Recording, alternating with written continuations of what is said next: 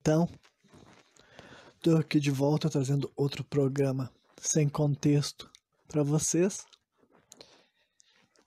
E daí, como sempre, eu ando fazendo aqueles exercícios assim, né, de soul searching, né, que é, traduzindo, é de busca na minha alma, busca em mim, na minha essência, para trazer algo genuíno na hora que eu for ficar aqui falando com vocês. E daí, uma coisa interessante que eu acho que serve para desenvolver uma outra característica individual minha que pode ser interessante que as pessoas tenham conhecimento para conteúdo futuro é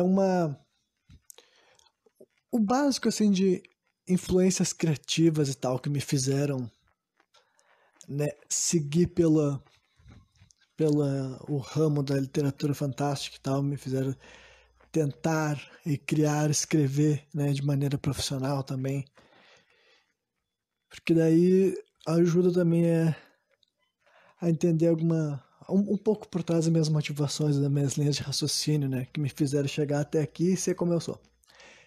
Então vamos lá, eu acho que uma coisa legal de começar falando assim é que o que me fez sempre ter o estalo para criar histórias era uma coisa que eu fazia que era uma espécie de brincadeira infantil, assim. Infantil que durou até minha adolescência, né? Que era uma coisa, um comportamento meu que talvez era atípico, sabe? Que não é algo que toda criança fazia, digamos assim. Que uma das minhas brincadeiras favoritas, desde que eu me conheço por gente, né? Quando eu digo isso é porque eu não sei nem dizer quando que eu comecei a fazer, porque eu já, né, desde que eu me lembro de ter consciência, eu fazia esse tipo de coisa. Que é o quê?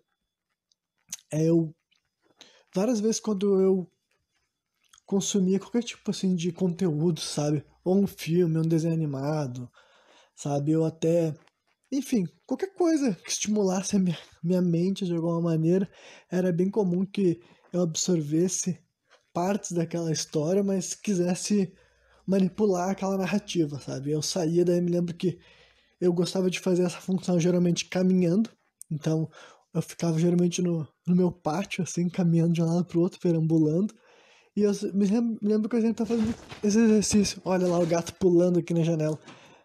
Eu me assustei, sorte que eu não dei um grito ou um berro.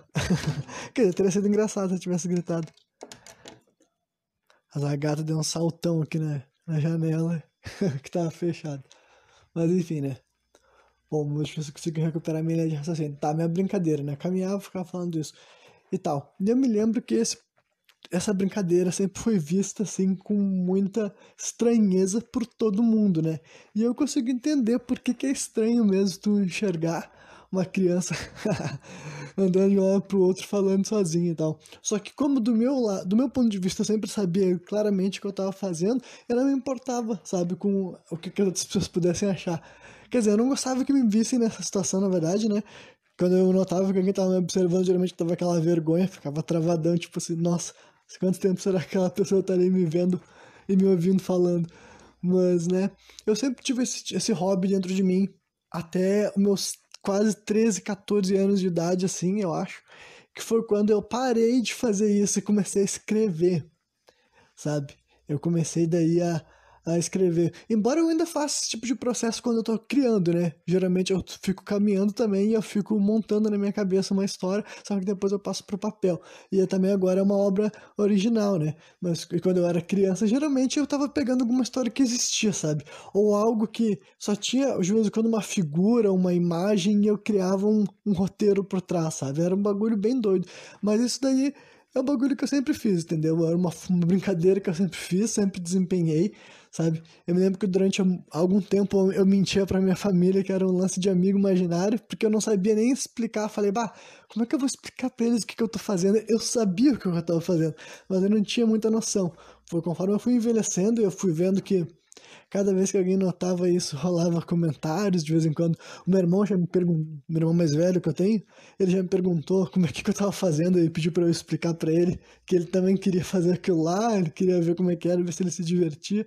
Só que não era muito.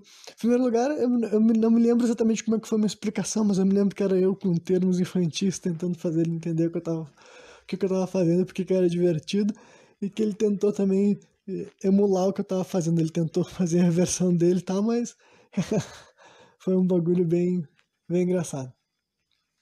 Deixa eu ver. E, né, pra minha mãe, eu também demorei um tempo pra explicar pra ela. Antes a mãe tinha com essa questão do, do amigo imaginário, porque era mais fácil de explicar, porque era um conceito que por algum motivo todo mundo sabia o que que era quando uma criança falava que tinha um amigo imaginário, mas agora o que eu fazia eu não sabia como transcrever em palavras, né? E daí também tem. Ah, eu também me lembro de capítulos assim, até de vizinhos, entendeu? Perguntando pra minha mãe assim tal, se eu tinha problema. Hoje em dia eu acho engraçado, mas ainda assim, na época eu me lembro que não era, sabe? Na época eu me lembro que eu me sentia muito mal com esse tipo de situação, sabe? Quando eu ficava sabendo assim, ou eu ouvia mesmo os vizinhos falando, ou a minha mãe comentava algum dia, alguma coisa, sabe, perto de mim, eu ficava sabendo que as pessoas ficavam duvidando da minha sanidade mental por causa da minha brincadeira, né? Mas enfim, na época não era engraçado, hoje em dia eu dou risada. Mas eu rio de muitas coisas horríveis, então eu não sei se eu tô rindo porque é horrível ou se tô rindo porque tem alguma. Até um lado engraçado mesmo, assim e tal. É complicado. Mas enfim. Então, né, para dar um pouco mais de contexto quando eu quis dizer influências criativas, é que eu como criador já me questionei muitas vezes isso, sabe? Já me questionei, tipo assim, por que que será que eu faço as coisas da maneira que eu faço, sabe? Porque a minha vontade de criar as minhas cenas de ação, os meus personagens, tem, sabe, essas funções. Eu sempre gosto de enxergar ou tentar buscar, né, pelo menos quais eram minhas influências criativas, quais imagens, quais sons, quais roteiros, né, quais narrativas que de alguma maneira ficaram marcadas em mim e eu busco representá-las. Eu não vou dizer recriá-las, né? Porque recriar daria a entender que eu tava copiando, assim, plagiando, mas não é isso que eu tô falando. Tô falando de influências criativas, entendeu? Qualquer uma pessoa que estiver me ouvindo que já tentou criar alguma coisa, tu já deve ter te perguntado isso. Ou se não, te pergunta agora. Pensa, pá, por que será que quando eu vou desenhar, eu desenho assim, assim, assado, sabe? O que é o estilo de desenho que eu gosto de fazer? Ou na hora que tu vai compor música, ou na hora que tu vai escrever literatura também. Quais são as tuas influências criativas, né? Eu faço isso bastante, esse exercício de soul searching, de tentar buscar e enxergar, assim, no meu passado, obras que tiveram uma influência na minha vida, principalmente de maneira criativa, né? E daí eu tenho pra mim que muito do que me influenciou a escrever literatura fantástica, né? Foram obras até que nem são outros livros, mas sim uma variedade assim, de outros conteúdos, né? Como, por exemplo, esses jogos de videogame. Eu acredito que foram jogos de videogame que me deram muitas das bases, muitas das fundações que eu uso na hora de estar escrevendo. Vou dar um exemplo assim, tipo, o primeiro universo que eu estou criando, né, para essa minha série de livros atual, é um universo assim de fantasia sombria, sabe? O que que é fantasia sombria para conseguir explicar bem para vocês? Pensa assim em histórias e que o foco dela são seres paranormais, só que eles têm tipo assim um quê de sombrio.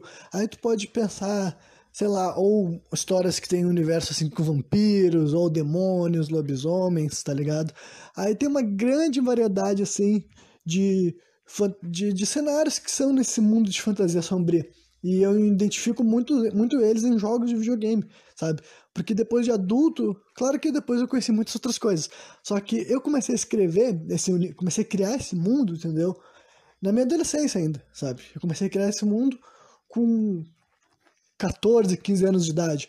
Então, as minhas influências criativas tinham que ter sido algo que eu consumi antes disso, entendeu? Porque claro que muitas das regras, muitas das coisas específicas do meu universo eu fui desenvolvendo com o tempo, mas eu quero dizer que a minha vontade, sabe? Por que que eu quis criar o mundo do jeito que eu criei, sabe? Por que que quando eu fui criar uma história de fantasia, de ficção, eu fui por um rumo ali, eu busquei fazer assim um cenário apocalíptico, de fantasia sombria, por exemplo, quais serão as coisas que me fizeram a querer perambular para esse mundo.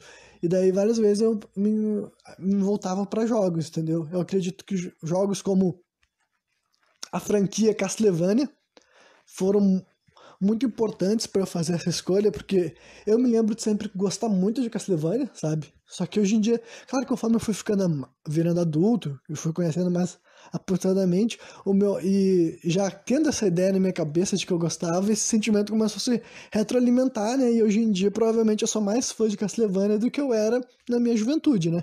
Mas eu imagino que aquelas coisas que eu me lembro de terem me causado impacto, me causaram impacto mesmo, sabe? Aquele cenário assim de um herói ter que entrar num lugar, num castelo habitado por um monte de monstros e criaturas, e lá ele vai derrotar um monte de monstros e demônios que existem na cultura mundial, sabe? Desde criaturas assim que tu vê na mitologia, até demônios mesmo assim tal, ou vampiros, lobisomens, monstros de Frankenstein, múmia, sabe? Uma grande variedade de criaturas, é um mundo sombrio ali e tal, e tem um herói que tem que chegar e matar esses bichos tudo, sabe? E tem que matar o Drácula, que é o grande vilão no final de toda essa história. Então, né, claro que eu tô sendo super simplista, né, e generalizando uma franquia que tem uma série de jogos aí, acho que já passou de 10 jogos diferentes na franquia, então, né, mas eu tô sendo simplista para vocês entenderem o que que é no âmago, sabe? E daí tem muitas outras questões, assim, e tal, de como, por exemplo, as músicas, né, que são, hoje em dia eu também pago muito pau, mas eu acredito que toda aquela melodia sinfônica lá e tal, com um quê de sombrio também ilustrou a minha cabeça de que tipo de mundo eu achava que devia existir aquele tipo de cenário, sabe? Então Castlevania acho que foi um jogo que fez isso bastante comigo. Tem outro jogo de Super Nintendo que ele é menos famoso, que o nome dele é ActRaiser, que ele também tem esse mesmo estilo de mundo assim e tal, só que o teu personagem é diferente, ele não é um ser humano, ele é um deus e um avatar do deus também, né? E tem. Mas também tem esse mesmo estilo de fantasia sombria, com várias criaturas, monstros famosos e outras criaturas demoníacas originais ali e tal. Só uma criatura que o jogo criou ali, deu forma pra ele, né? Então, né, esse tipo de jogo eu acho que foi muito importante pra eu, quer dizer, eu querer criar o mundo do jeito que eu fiz. E outra questão, daí eu vou generalizar aqui, daí eu vou falar de jogos de RPG de modo geral, entendeu? Porque quando eu tava crescendo, eu joguei muitos jogos de RPG, principalmente de PlayStation 1, né? Que isso eu tô falando até meus 14, 15 anos, né? Mas nessa fase daí eu acho que eu já tava jogando Play 2 também com 14, 15 anos. E tinha jogado Super Nintendo também. E, né? Então eu já tinha jogado uma grande variedade de jogos de RPG. Sempre gostei acho que desde os meus 9, 10 anos de idade, mais ou menos, foi quando eu comecei a jogar jogos de RPG. E algumas das coisas que são importantes para esses jogos, que são, tipo, são coisas características que definem o gênero, assim, dos jogos de RPG. Geralmente é o quê? É um jogo que é feito de grupos, entendeu? Tem uma equipe. Então eu acho que isso foi muito importante para eu querer criar um universo do meu livro assim estruturado num grupo de personagens que se reúnem, eles vão se encontrando assim e tal, e eles vão se reunindo formando um grande grupo, né, uma party. Para quem joga jogos de RPG, você já deve ter lido várias vezes as pessoas, né, fulano joins the party, fulano leaves the party, então se acostumam com esse conceito assim de pessoas chegando e saindo do grupo. E claro que isso não tem só em jogos de RPG, né? Grupos são interessantes hoje em dia, que eu sou adulto e eu consigo estudar a respeito de, né, influências criativas, eu consigo saber que esse é um conceito super, hiper, mega aceito, sabe? É um tipo de narrativa que se consolidou, entendeu? E é um clichê, mas é um clichê que vive eternamente, sabe? Sempre vai poder ser viável tu criar uma história que é sobre um grupo de pessoas que eles se complementam com características diferentes, e alguns se dão bem, alguns se dão mal, e podem ter tretas internas, enfim. Grupos de personagens são interessantes, seja grupos de super-heróis ou grupos de personagens que andam numa história de um anime, ou grupos que aparecem em livros, né? As pessoas gostam, se atraem por esse tipo de coisa, e eu também me atraía. Então, o meu universo foi criado assim com essa estrutura de grupo e com uma estrutura que de progredir, de passar de nível, entendeu? Isso quando eu comecei a escrever é o tipo de coisa que na época eu não sabia necessariamente porque eu estava fazendo assim, sabe? Eu estava criando. E depois que eu fui analisando, fui criando uma estrutura, fui vendo aquela estrutura na minha cabeça. Ah, é uma linha de progressão, assim e tal. E de modo geral, a experiência é uma coisa que a gente aceita nas narrativas também, entendeu? Não é como se fosse a primeira vez que alguém estaria acompanhando uma história e entende que os personagens estão ficando mais fortes ao longo da narrativa. Cada disputa, cada desafio que eles vencem, eles estão ficando mais fortes. Trazendo isso para a realidade, a gente fala que ele está simplesmente adquirindo experiência, né? Mas levando para ficção, tu pode entender que ele raciocínio de passou de nível, sabe? Tipo, ele enfrentou um vilão X força, daí agora ele pode enfrentar um vilão mais forte ainda, e mais forte ainda, sabe? É um conceito que a gente também já viu acontecer bastante por aí e tal, mas eu acredito que eu incorporei isso bastante por causa dos jogos de RPG, sabe? Por causa que essa estrutura de grupos de pessoas se unirem, até essa daí já é uma das questões que eu acho que o meu mundo, as minhas histórias têm um ponto diferencial, talvez, por causa que eu desenvolvi aquela estrutura de ter um boss, sabe? De ter um personagem, um vilão muito mais forte que o grupo de heróis e eles têm que lutar em grupos coletivos, entendeu? Para vencer de um cara. Então isso é uma coisa que no presente momento eu diria que não é o status quo das obras de ficção, né? Eu acho que a gente vê muito mais lutas equivalentes, ou seja, um contra um, ou né, muitos contra muitos, algo nessa estrutura.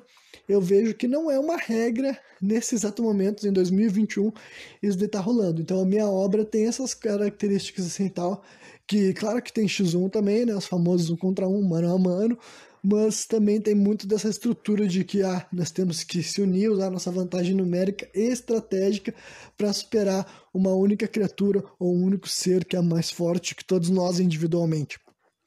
Então, né, essas são algumas influências criativas assim, que eu notei que eu incorporei nesse primeiro universo, nesse primeiro mundo que eu tô criando, né? Que ela é a Terra, o nosso planeta Terra redondo, mas ela ainda assim tem muitas diferenças, assim, né? Em questão do que aconteceu ali, o que pode acontecer ali, é muito diferente o meu mundo, o meu planeta Terra da realidade do planeta Terra que nós conhecemos aqui, né?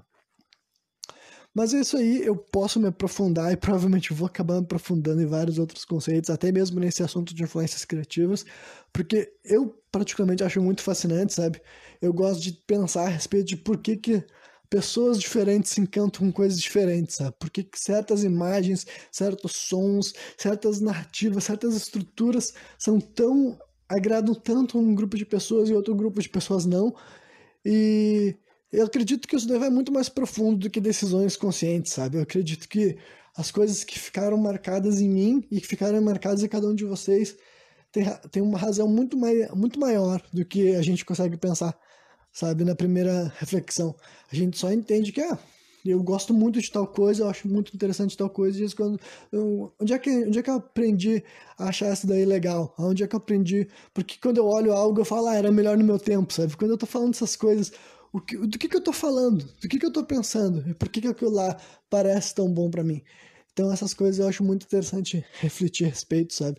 E abraçar elas também, porque são uma das coisas que vão nos tornando um ser completo, sabe? A gente ter influências criativas, influências artísticas, mesmo que tu não seja criador de arte em nenhum nível, todo mundo aprecia arte, entendeu? Não tem um ser humano nesse planeta Terra que não aprecia arte. Pode ser um tipo específico de arte, um único nicho de arte, mas todo ser humano vivo ele lida com algum tipo de arte aqui nesse mundo, entendeu? Eu duvido que tenha alguém nesse planeta que não consuma alguma espécie de arte, alguma espécie de entretenimento, digamos que quase que diariamente, entendeu? Mas eu imagino que diariamente, mas eu tô sendo um pouco mais abrangente aí na minha afirmação. Mas é isso aí, pessoal. Acho que esse episódio ficou longo pra caramba, mas tá tudo bem, né? Quem me ouviu até o final porque tava gostando, tava achando interessante. E quarta-feira eu vou estar de volta trazendo mais um programa sem contexto.